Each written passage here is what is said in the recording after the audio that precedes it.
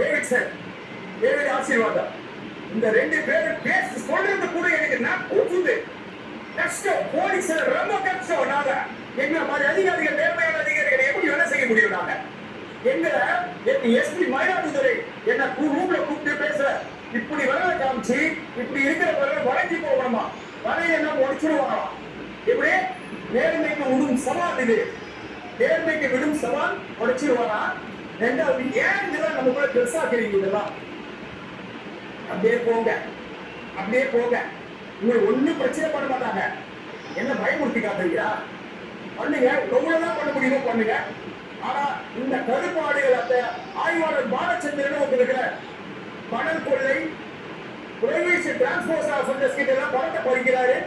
நிறைய பேரை பொய்யான ஒரு எஸ்பிக்கு தெரியுமோ தெரியாது, நிறைய பேரை மேல பொய்யா கொடுக்க மாட்டேங்கிறாரு. இந்த டிஸ்ட்ரிக்ட் எல்லாரையும் விசாரிக்கிட்டோம், பொதுமக்களை விசாரிக்கிட்டோம். அவர் ஒரு நேர்மையற்ற ஒரு அதிகாரி, அந்த எஸ்பி இன்ஸ்பெக்டர்.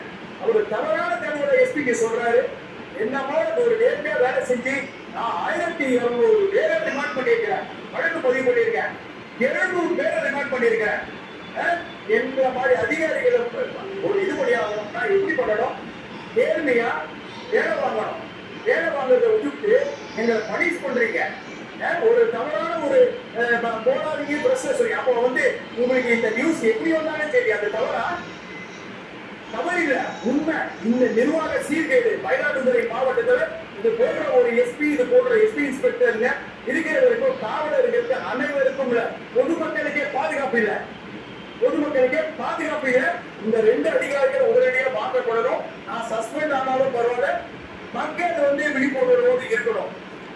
ஆனா நான் ஒண்ணு சொல்றேன், இப்ப கடைசியா ஒண்ணு சொல்லியிருக்கேன். இந்த அரசை நெருக்கடி ஆகிறதுக்கு காரணமே உயர் அதிகாரிகள் தான், கீழ்பணிபுரியும் அதிகாரிகள் கிடையாது. ஆனரபிள் சிஎம் அவர்களுடைய அரசு நல்லா பண்ணிக்கிட்டு இருக்கிறாங்க. ஆனா இந்த அரசை கெட்ட பெயர் கொண்டு போறதே யாருன்னா இந்த மாதிரி அதிகாரிகள் தான். இந்த மாதிரி அதிகாரிகள் அந்த ஆனரபிள் சிஎம் அவங்களுக்கு தான் தெரியுமா தெரியாதா தெரியல. மனித உரிமை ஆணையத்தில் நாம வேலை செஞ்சது எங்களை பழி வாங்குறாங்க, இப்பயும் பழி வாங்குறாங்க. ஏன்னா 20 பெட்டிஷன் கொடுத்துட்டேன், என்ன சென்னைக்கு மாற்றுதல் பண்ணுங்க, என்னால இங்க வேலை செய்ய முடியல, என்ன talk ஸ்குவாட்ல போடுங்கன்ற. I am capable of doing a lot of work, but I am requesting to post me to the dog squad. But these officers not even having me. They are torturing me to the court. Let me be. I am totally dejected. இந்த police department, இந்த அதிகாரிகள் பண்ற மன உளைச்சல் நெருக்கடியாக தான் நீங்க இங்க சொல்ல வேண்டிய நிர்பந்தத்துக்கு தள்ளப்பட்டதே அவர்கள் தான். நான் நடந்து போவோம், உதாரணம் எல்லாரும் முன்னாடியே ஒரு இருக்கிறேன். நான் நடந்து போறதுக்கு காரணம் யாரு? நான் தான். எனக்கு பைத்தியக்காரன் நான் வண்டியில இருக்குது, எனக்கு வண்டியில போவேனா நான் நடந்து போவேனா? உங்களுக்கு இந்த கேள்வியை விட்டுறேன். வண்டியை கொடுங்கன்னு இல்லாம நேர்மையற்று கேட்டா இந்த ஏசிய சொல்றாங்க. மேல ஒரு ஏசி இருக்கு, இது லட்சத்தில் வாங்கியிருக்கா, லட்சத்தில் வாங்க சொன்னா தூக்கு போட்டு செத்துருவேன். இங்கே தூக்கு போட்டுக்கிறேன், இதே இடத்துல தூக்கு போட்டுக்கிறேன். யாரோ லட்சத்தில் வாங்க சொன்னா, நான் லட்சம் வாங்குறேன், எப்படியா கையெழுத்து வாங்கினேன் சொன்னா இதே இடத்துல தொட்டு போட்டு தூக்கு போட்டுக்கிறேன். என் போலீஸா விசாரிக்க, எல்லாரையும் விசாரிக்க, நேர்மையான வேலை செஞ்சுட்டு இருக்கிறேன். இது ஒரு உதவி ஆய்வாளர், நான் கஷ்டப்படுறதுனால எனக்கு ஏற்பட்டு விசாரிங்க, மிரட்டி காட்டுறீங்க. இது மாதிரி நீங்க கொள்ளடிங்க, நீங்க எல்லாம் ரகா பண்றீங்க, நீங்க உங்களுக்கு பணம் கொடுக்கணுன்றதுக்காக இவ்வளவு பிரச்சனை பண்றீங்க. என்ன மாதிரி எவ்வளவு அதிகாரிகள் மன குமரோடு இருக்கிறாங்க. இதுவே கடைசியா இருக்கட்டும். என்ன நீங்க சஸ்பெண்ட் பண்ணிக்கங்க, என்ன விட பண்ணிக்கங்க. I am least bothered, because உண்மை ஜெயிக்கும் நான் நினைக்கிறேன். ஆனரபிள் சிஎம் அவர்கள் உண்மையை எடுத்துட்டு இந்த மாதிரி அதிகாரிகளை தண்டிக்கணும். எங்களை மாதிரி அதிகாரிகளை தண்டிக்கிறதுனா தவறு. என்ன காரணம்? உண்மையை நாங்க வேற படிக்கல, எங்களோட உயர் அதிகாரிகிட்ட சொல்ல முடியல, நம்ப முடியல. என்ன கேட்டீங்கன்னா, ஏன் நீங்க சொல்லப்படாதா, ஏன் ஐக்கிட்ட சொல்லப்படாதா, ஏன் நீங்க சொல்லப்படாது? எல்லாருக்கும் தெரியும், யாரும் நடவடிக்கை எடுக்கல. ஒரு 7 நாட்களா 10ஆம் தேதியிலிருந்து இந்திய வரைக்கும் ஒரு அதிகாரி பைக்கில் போலாம், நடந்து போலாம், கேட்கறதுக்கு ஒரு நாடு இல்ல. எங்க போய் நீங்க இப்ப கூட பாருங்க, என் பக்கத்துல யாரும் ஏன்னா இந்த டிபார்ட்மெண்ட் போர்ட் ஆஃப் கான்டாக்ட் கேட்டா போர்ட் ஆஃப் கான்டாக்ட் சொல்றீங்க. அதோட ஒரு போலீஸ் நிக்க மாட்டாங்க. இதான் உண்மை. என்னோட போட்டு எல்லாமே சஸ்பெண்ட் ஆகணும், என்னோட போட்டு என் போலீஸ் யாரும் இருக்க கூடாது. ஆனா இந்த அதிகாரிகளை கேள்வி கேட்கணும். Senthil Velan IPS, Davidson ADG law order, SP Stalin, Balachander இந்த 4 பேரை நிக்க வச்சு கேட்கல எனக்கு என்ன ஆகுனே எனக்கு தெரியாது. தேங்க்யூ. இதெல்லாம் தெரியாதுங்க. இவங்க சிஞ்சா கடிகத்துக்கு வண்டி கேட்கிறாங்க. There is no protocol. There is no protocol in giving this vehicle. மாண்புரை அவங்களுக்கு தனி வரும். மினிஸ்டர்ஸ்னோ இந்த அரசாங்கத்துக்கு சம்பந்தம் கிடையாது. இந்த அதிகாரிகள் என்னை பயிர் வாங்குகிறார்கள். உங்ககிட்ட விட்டுறேன். நீங்க நல்லது எனக்கு சொல்லுங்க.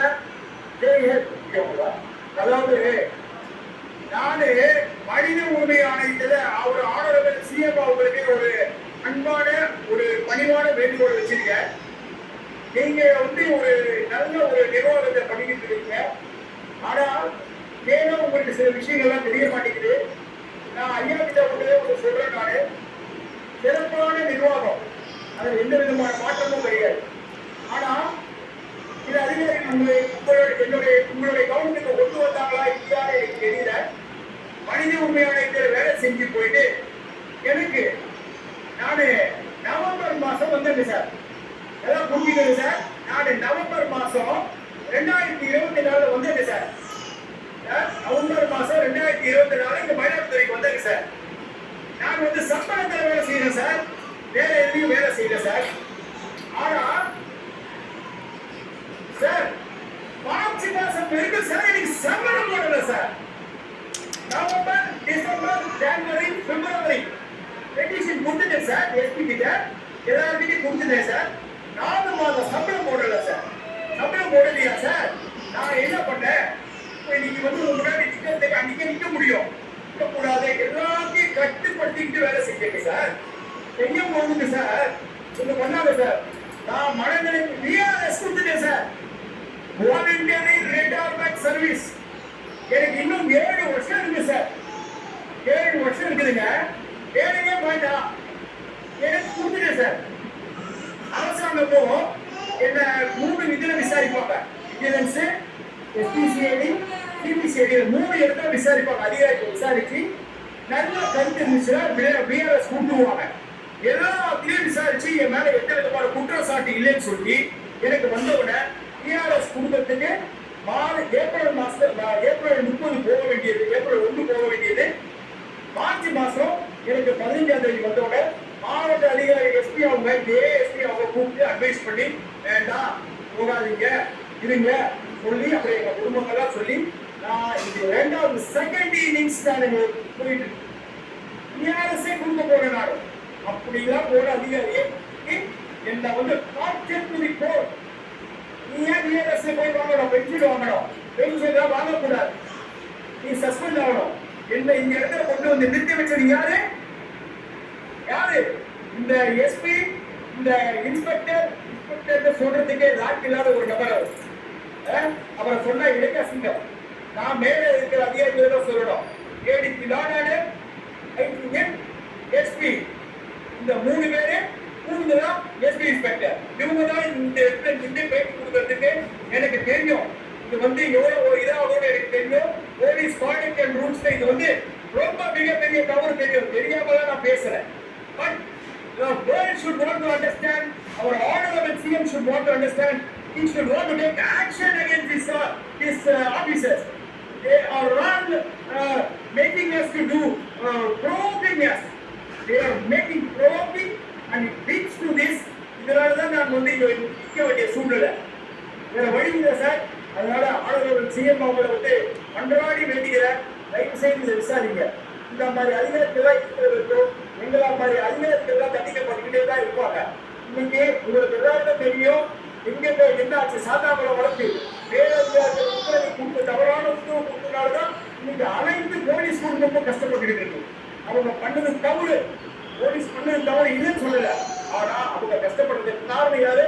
இந்த மாதிரி உயரதிகாரிகள் தவறான ஒரு இது சொல்றதாலதான். எஸ்பியும் அதே தான் பண்ணிக்கிட்டு இருக்காங்க. ஸ்பெஷல் டீம்ல வச்சுட்டு கொண்டு வைக்க இருக்கிறார் அந்த எஸ்பி இன்ஸ்பெக்டர்.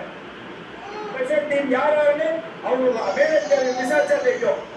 எந்த விசாரணைக்கு நான் கோஆபரேட் பண்றேன். ஆனா விசாரிக்காமையே நம்ம ஒரு பதிலளிக்க கொடுக்கறது